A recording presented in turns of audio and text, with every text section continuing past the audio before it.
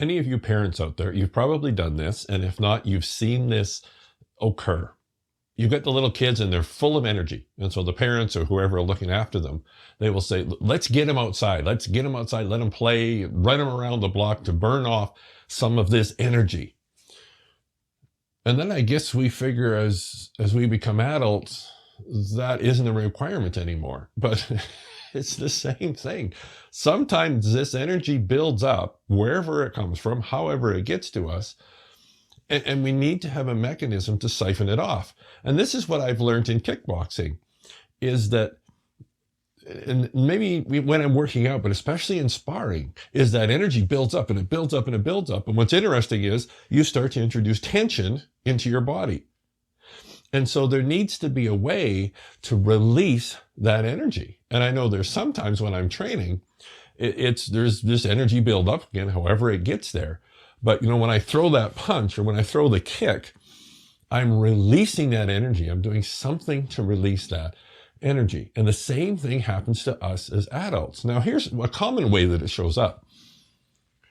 You're going about your daily business, minding your own business, and then this starts to kick in, right? The thoughts start to kick in. Not the thoughts that you are thinking, the thoughts that find you.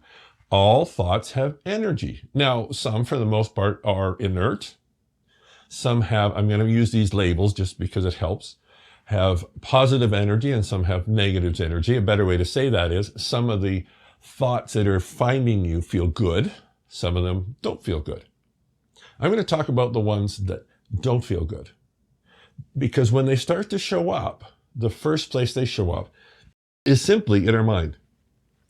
Now, if that persists, that energy that's attached to them, we start to feel in our body. Now, once it gets that far, I find typically simply working up here, like changing the story, all the techniques that I share, and I'm sure you've learned elsewhere, probably aren't going to be enough. And if it's entered that stage where you're feeling that in your body, they're probably not going to work. Now what you need to do is do something with this energy that's building up in your body. Because here's what happens. The thoughts start. They build up enough momentum that you feel it in your body, right? That sets up a vibration. Now that vibration is going to resonate with those thoughts. So guess what happens? This vibration actually fuels the thoughts. So now it gets on this runaway. And then trying to stop it just like this, I'm going to say, I think I could say 100% of the time, isn't going to work. You need to do something to break that cycle. You need to get your balance back. I talk about balance all the time because you're way off balance now. The way to do that is do something with this energy in your body.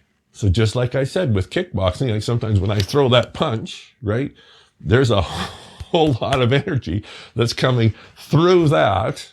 It's like 3D, right? Woo! But I'm releasing that energy in my body.